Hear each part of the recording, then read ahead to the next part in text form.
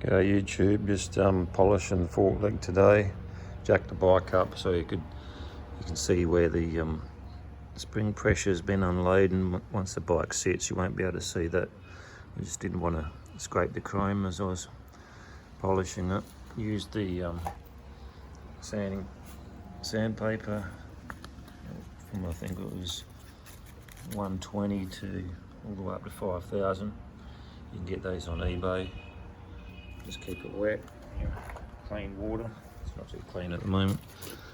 And yeah, so I masked this off just to paint the bracket. It's needed a bit of painting.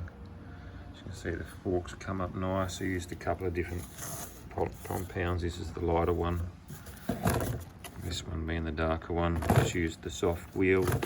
This wheel's a bit abrasive, you don't really need to go that far with it. As you can see, it's come up pretty good. And you just don't want to hold the drill on too fast or it'll start burning it up. And it'll look patchy. As you can see on the other side, I haven't done this one yet. The pitting in the original clear coat wasn't the best.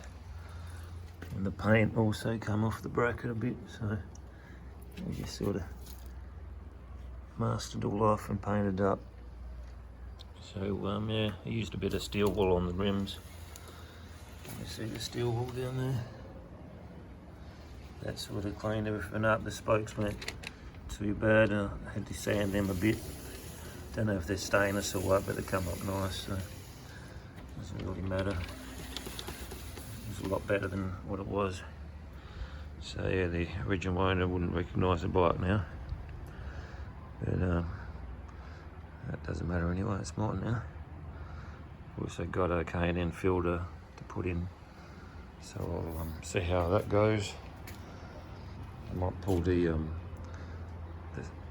carby lid off and put this broken spring back if it's still running a bit lean when you gas it, if the slide's lifting too quick. So that's a bit of an experiment once the filter goes back in and take it for a test ride. But that's another video anyway, so I'll keep you updated. Thanks for watching.